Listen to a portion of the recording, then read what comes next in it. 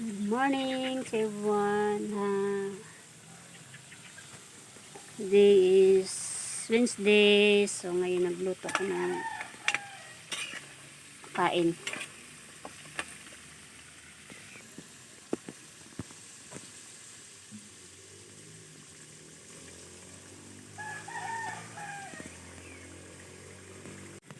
Good morning to everyone. Today is Wednesday. So ngayon nagluto ko ng kamuti. Yan. Kamuti Q. Yung ano to, yung maliliit ba? Niwahiwa ko.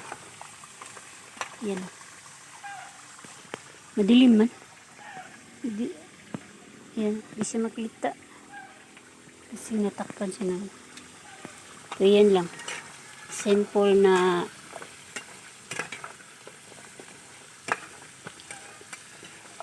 kamuti Q. Maliliit. Ano to yung natira dun sa bukid ba?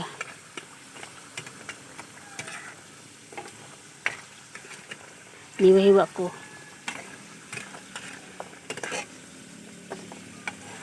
Niluto ko kasi sayang naman. Ano pa to? Magpakinabangan pa ba? Makain pa. Binigay ito ni tatay sa akin. Inano niya dun sa bundok.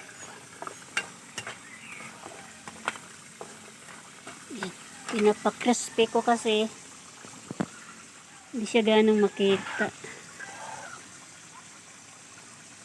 Kasi masilaw yung ano.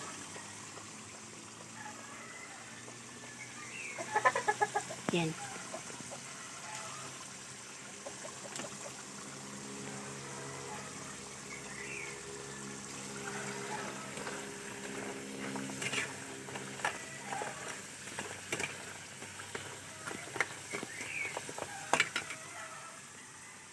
Lagyan natin ang asukal.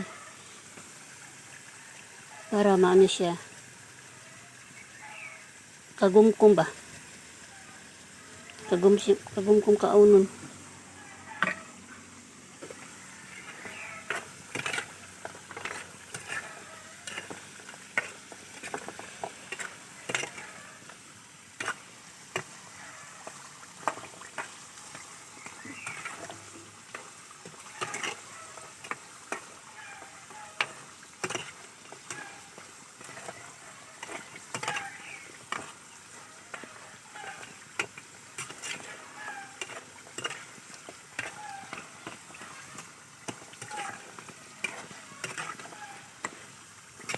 Ito na, naluto na siya. Ayan.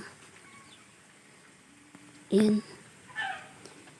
Naluto na, tapos may second batch pa. Ayan. Init man. Init kaya, yan. Ganyan ako magluto. Tapos parisa ng kape. Sold na ang merienda. Kaduhang luto. Yan, medyo maya-maya pa to. Pinapa-crispy ko muna yung kamote bago ko lagyan ng asukal kasi pag hindi sa luto hindi sa kakapit ang yung niya, sugar. Muna yung kamote. Napatuyo sa mantika ba. Hintayin muna natin may-maya.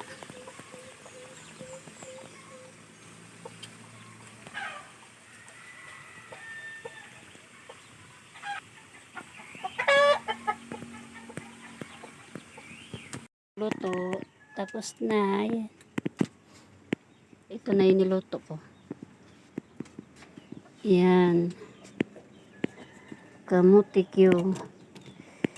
Pagka maliliit na kamuti, para pag mayroon kayo dyan, kamuti maliit, kinituhin nyo.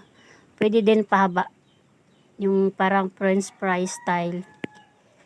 O kaya pabilog ito. Pwede rin.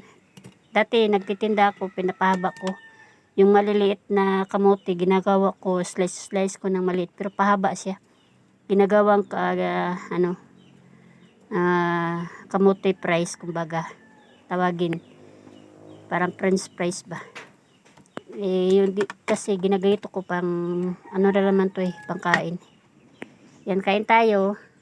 Kulang na lang kape, nagkape na kasi ako. Thank you for watching and God bless you. Bye bye.